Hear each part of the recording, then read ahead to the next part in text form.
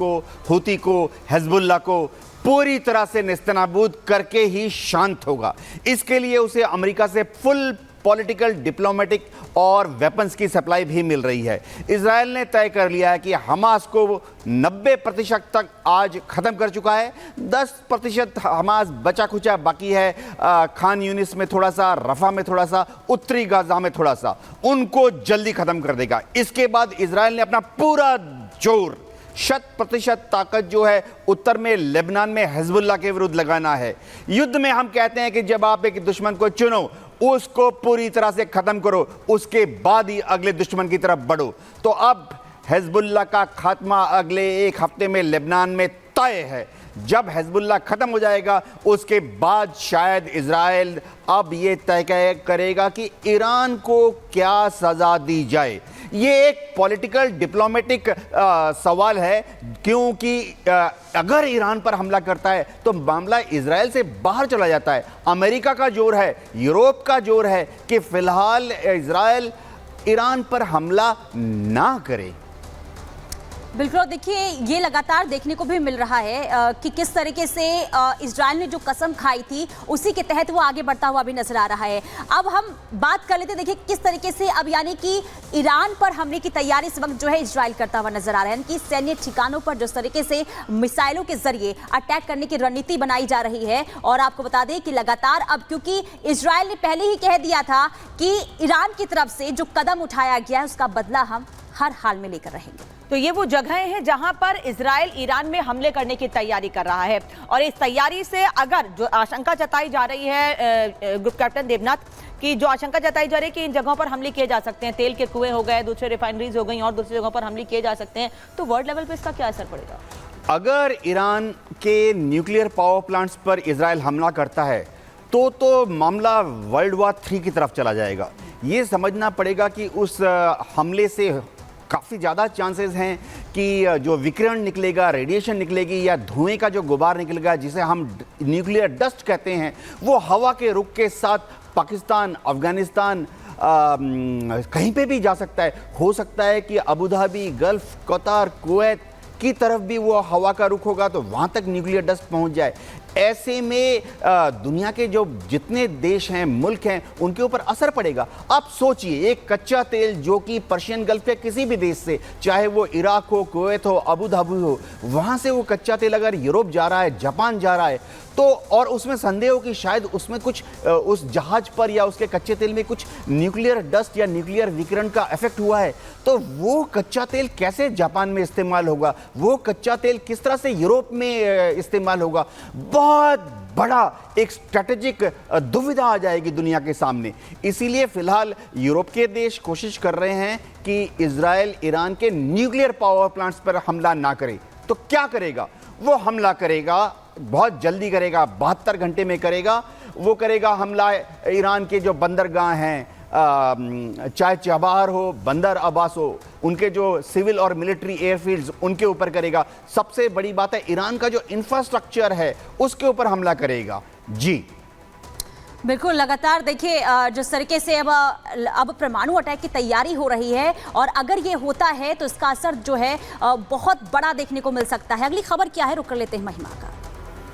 बिल्कुल, देखिए एक तरफ आपको बड़ी खबर हम बता रहे थे कि इजराइल डिफेंस फोर्सेस की तरफ से बेरूत पे हमला किया गया, लेकिन एक और बड़ी खबर सामने आ रही है और अब खबर ये मिल रही है कि लेबनान ने भी इजराइल डिफेंस फोर्सेस पर हमला कर दिया, यानी कि इजराइल पर हमला कर दिया है, पलटवार पूरा कर रही है। लेबनान में जो हिजबुल्लाह के आतंकी लगातार पलटवार करते हुए नजर आ रहे हैं। एक और बड़ी खबर सामने आ रही है और ये बड़ी खबर है कि अब लेबनान में देखिए लेबनान की तरफ से भी इजराइल पर रॉकेट्स दागे गए, इजराइल पर रॉकेट से हमला। यह बड़ी खबर इस वक्त आपकी टीवी स्क्रीन पर है। आपको जानकारी दे दें कि इजराइल पर भी रॉकेट्स दागे जा रहे हैं। करीब 20 रॉकेट दागे गए हैं इजराइल पर और ये रॉकेट लेबनान की तरफ से दागे गए। केफर व्रादिम इलाके पर ये 20 रॉकेट्स दागे गए और यहाँ पर आप देखेंगे कि इजराइल पर रॉकेट से हमला। ये तस्वीर आप देखिए, आग लगी कुछ गाड़ियों में, धुएं का गुबार आसमान तक जा पहुंचा है और एक जगह से दूसरी जगह पर, यानी कि एक देश दूसरे देश पर पलटवार वार कर रहा है। तो वहां पर लेबनान की तरफ से भी पलटवार पूरा किया जा रहा है। यहाँ पर आप देखेंगे कि इजराइल डिफेंस फोर्सेस जहां जो जितने भी आतंकी ठिकाने थे उनको नेस्तनाबूद करते हुए नजर आए, लेकिन अब यहाँ पर लेबनान की तरफ से भी पलटवार किया गया है। और अब देखिए तस्वीर आपको दिखा रहे हैं। ग्रुप कैप्टन देखना, तस्वीरें जो मैंने दिखाई हैं, अभी महिमा ने दिखाई हैं, उस पर बात करना चाहूंगी। ये जो हमले हुए हैं किसकी तरफ से हुए हैं? जाहिर तौर पर ईरान ने तो नहीं किए हैं, हिजबुल्लाह, हमास या होती विद्रोही? जी हाँ, अगर ये हमले उत्तर इजराइल पे हुए हैं तो ये जाहिर बात है कि हमला हिजबुल्लाह ने किया है। लेबनान की जो आर्मी है उस युद्ध में इजराइल के विरुद्ध कोई हमला नहीं कर रही है, क्योंकि बेरूत में जो सरकार है वो किसी भी तरह से इस युद्ध से बचना चाहती है। बेरूत की सरकार बहुत कमज़ोर है, उनमें इतना दम नहीं है कि वो अपनी आर्मी को आदेश दे कि इजराइल के ऊपर हमला करें। एक और चीज़ है, बेरूत में जो लेबनान की आर्मी है वो इतनी कमज़ोर है कि वो हिजबुल्लाह से भी लड़ नहीं सकती है। एक और चीज़, उनके पास जो हथियार हैं बेरूत में, जो लेबनान की आर्मी है उनके पास तो हिजबुल्लाह से भी कम हथियार हैं, तो वो कभी भी इजराइल के ऊपर हमला नहीं करेंगे। हाँ, वो क्या कोशिश करते हैं कि डिप्लोमेटिक बातचीत कर लें। मैं बेरूत की सरकार की बात कर रहा हूँ। वो कोशिश करते हैं कि डिप्लोमेटिक बात कर लें, हिजबुल्लाह को थोड़ा काम डाउन करने की कोशिश करें, लेकिन हिजबुल्लाह है कि वो बेरूत की सरकार के काबू में कभी नहीं आता है। जी तो ग्रुप कैप्टन देखना बता रहे हैं कि अगर उत्तरी इजराइल में हमले हुए तो ये हमले जाहिर तौर पर हिजबुल्लाह की ओर से ही किए गए होंगे, लेकिन ये जो हमले हैं ये बता रहे हैं कि हिजबुल्लाह के आतंकी भी थमने का नाम नहीं ले रहे हैं और इस तरह के हमले आने वाले समय में भी इजराइल पे जारी रहेंगे।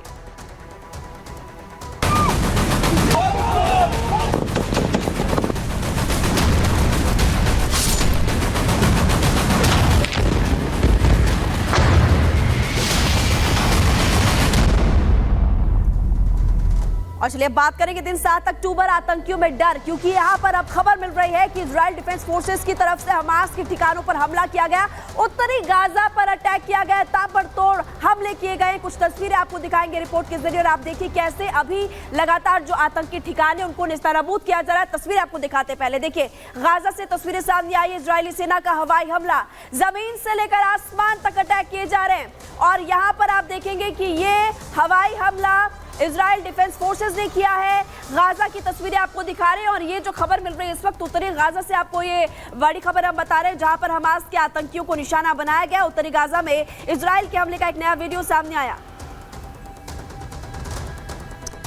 और बिल्कुल देखिए लगातार हमले जारी हैं यूके देवनाथ सर, लेकिन ये भी समझना चाहेंगे क्योंकि देखिए जिस तरीके से इजरायली सेना की तरफ से एक के बाद एक हमले, अगर हम गाजा की बात करें, लेबनान की बात करें, वहाँ पर जारी हैं और इसी के तहत यानी कि अब मानवीय संकट जो है वो भी लगातार देखने को मिल रहा है। गाजा की हम बात करें तो वहाँ पर लोगों के पास खाने पीने की समस्या लगातार देखने को मिल रही है। लेबनान में भी वही तबाही देखने को मिल रही है। ऐसे में सवाल ये कि आखिर क्या रास्ता हो सकता है कि इस युद्ध को रोका जा सके, क्योंकि असर जो है इसका बाकी देशों में भी देखने को मिल रहा है। जी हाँ, अगर इस युद्ध को रोकना है तो दुनिया में एक ही ताकत है जो कि इस युद्ध को रोक सकती है, वो है अमेरिका। क्यों, मैं बताता हूँ। अमेरिका लगातार इजराइल को युद्धक सामग्री मुहैया करा रहा है। मैं आपको एक मोटा अंदेशा देता हूँ, अगर इजराइल अपने शत्रुओं के ऊपर आज की तारीख में आज सुबह 100 बॉम्ब्स फेंकता है तो इजराइल में महज 40 बॉम्ब हैं जो कि मेड इन इजराइल है, तो बाकी 60 बॉम्ब कहाँ से आ रहे हैं? बाकी जो 60 बॉम्ब्स इजराइल गिरा रहा है, इस 100 बॉम्ब्स में से वो अमेरिका सप्लाई कर रहा है। यूएस एयरफोर्स की जो स्ट्रेटेजिक एयरलिफ्ट कमांड है, उनके जो C-5A गैलेक्सी एयरक्राफ्ट है या C-17 ग्लोब मास्टर हैं, वो लगातार अमेरिका से या यूरोप में जो नेटो के युद्ध के लिए अमेरिका ने भंडारण किया है बॉम्ब्स का, रूस के विरुद्ध लड़ने के लिए, वहां से इन जहाजों में भर के हर रोज बेंगाजी इंटरनेशनल